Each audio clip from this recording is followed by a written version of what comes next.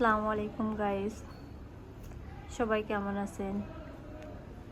এই যে ধরেন, দেখেন আমার মেয়ে 3 দিন ধরে টানা হসপিটালের বেডে শুয়ে।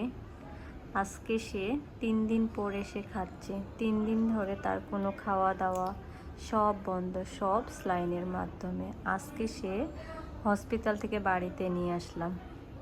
নিয়ে আসার পরে এখন আজকে সে খাচ্ছে। এতটাই জোর ছিল যে 3 দিন সে চোখ খোলা, কারোর সাথে কথা বলা আজকে তাকে দেখে মনে হচ্ছে। তবে এখনও তার দুর্বলতা, চিকুনগুনিয়া এমন একটা রোগ, বড়রা আমরা যাদের হয়েছে তারা খুব টের পায়। ও তো একটা মাসুম বাচ্চা, যে কষ্টটা পাইলো 3 দিন ধরে। তারপরে হাতের মধ্যে এত বড় একটা ক্যানুলা। বড় মানুষরাই আমরা কীরকম অস্থির হয়ে যাই। তারপরে 3 দিন টানা স্যালাইন পেয়ে আজকে আমার সবাইরে আমার দোয়ায় আমার মেয়ে সুস্থ হয়ে গেছে। আর আমার মেয়ের জন্য সবাই দোয়া করবেন। মাশাআল্লাহ, মুখ শুকিয়ে তো ছোট হয়ে গিয়েছে, কথাবার্তা বলতেছে না, চোখ মুখ তো কালো হয়ে গেছে। কিউটের ডিব্বা। জি মাম্মা, মাম খাবে?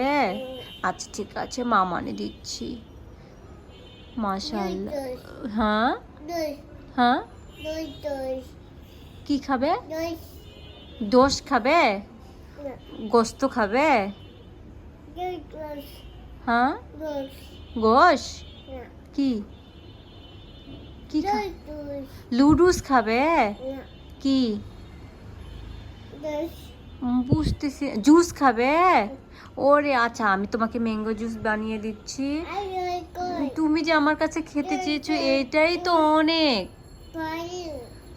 হ্যাঁ, লাভ ইউ সোনা।